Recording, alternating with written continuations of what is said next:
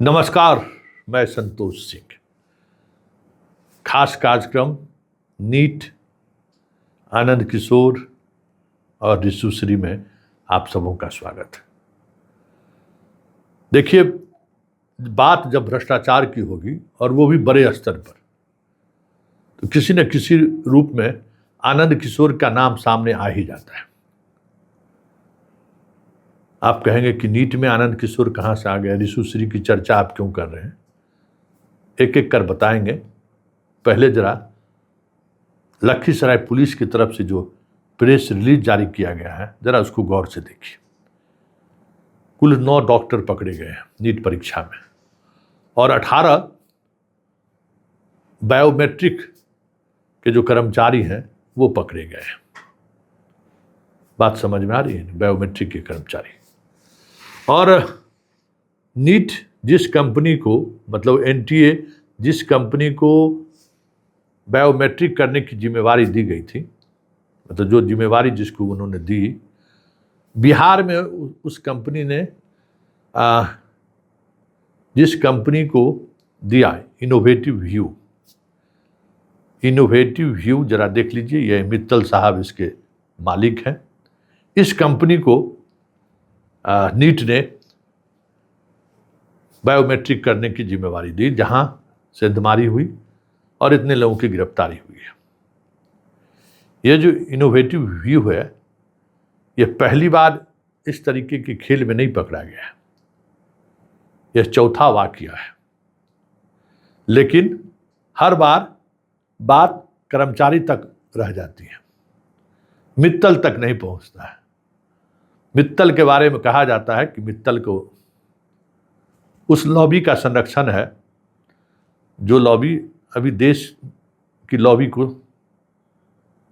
प्रभावित करता है, या यूं कहे कि देश में जितने तरह के लॉबी हैं, सारे लॉबी के जो लॉबी हैं, उस लॉबी से ये जुड़ा हुआ है। समझ गए? दिल्ली इंजीनियरिंग कॉलेज से इंजीनियरिंग की डिग्री लेकर इसने ये कंपनी खोला है, इनोवेटिव व्यू। और इसका काम है, परीक्षा, कोई भी परीक्षा हो रही है तो उसमें टेक्निकल सपोर्ट करना।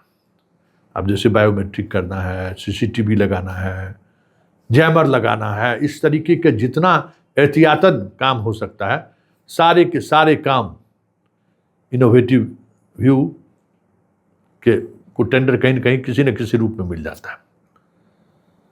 लेकिन 2022 में योगी के चक्कर में पड़ गए। वहाँ एक परीक्षा हुई, वो परीक्षा में सॉल्वर गैंग वाले सेंधमारी कर दिए और वही बायोमेट्रिक के तरीके से वो अंदर घुसा। पूरा सिस्टम एक्सपोज हो गया। इनके कंपनी को 2022 में ब्लैक लिस्टेड कर दिया गया। तो ये उत्तर प्रदेश से भागे और सीधे चले गए तमिलनाडु। वहाँ ये काम करना शुरू कर दिए। 2025 के चुनाव में फिर पकड़े गए, और पकड़े गए तो ऐसे पकड़े गए कि उनको हाई कोर्ट तक राहत नहीं मिली।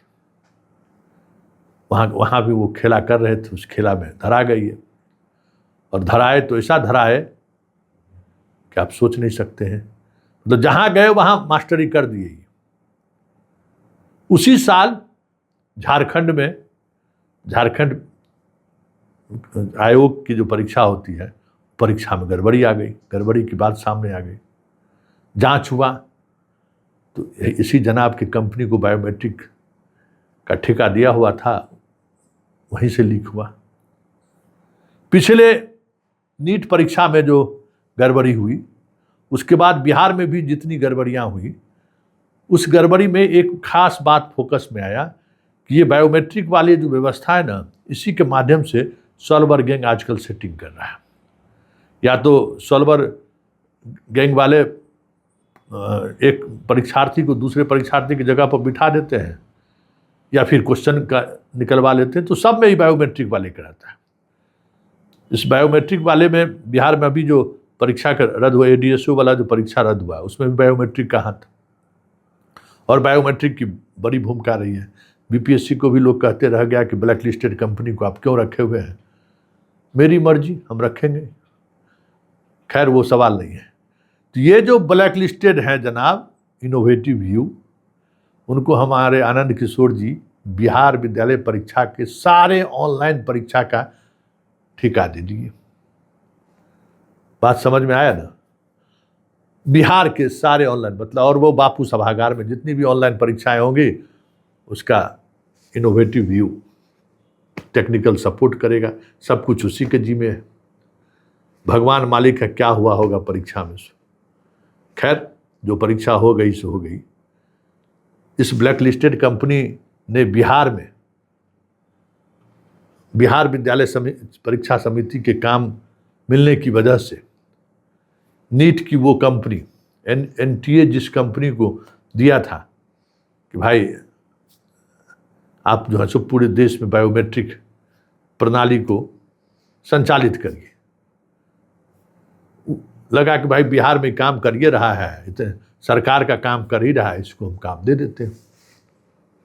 काम दे दिया, और काम दे दिया तो आ गया सामने कि जो पीएमसीएच का जो डॉक्टर घुसा था और सवाल का जवाब बनाकर विद्यार्थी तक पहुंचा रहा था,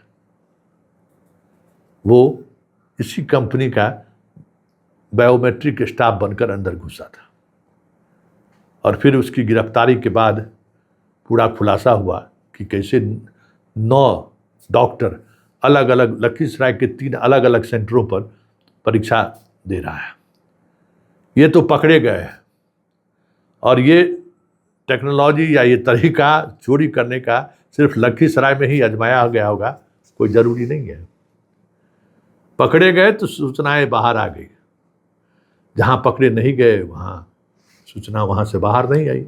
जहाँ सेंटर के लोग सब बातों को मान लिए, सह लिए, चीज़ें डील हो गई, वहाँ से बाहर नहीं आ सका।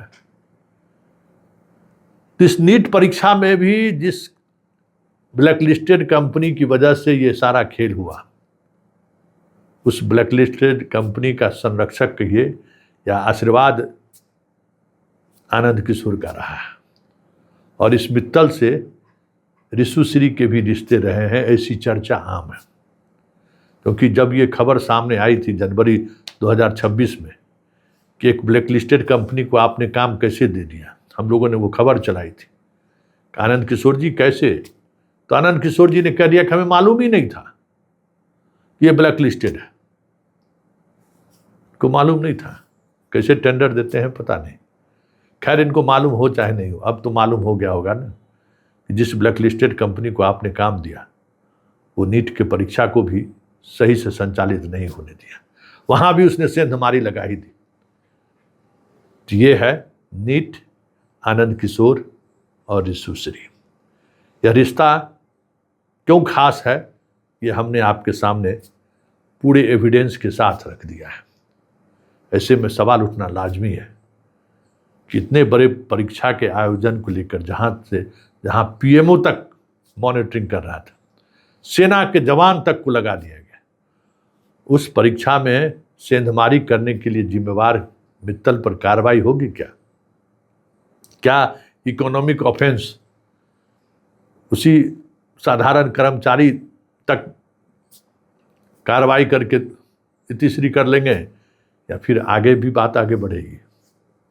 क्योंकि जिम्मेवारी तो मित्तल की भी तय होनी चाहिए, क्योंकि मैन पावर रखने की जिम्मेवारी, तो कैसे लोगों को आप मैन पावर में रख रहे हैं, कौन रख रहा है, ये तो तय कंपनी के मालिक होने की वजह से आप उसमें शामिल हो चाहे नहीं हो, जिम्मेवार तो है।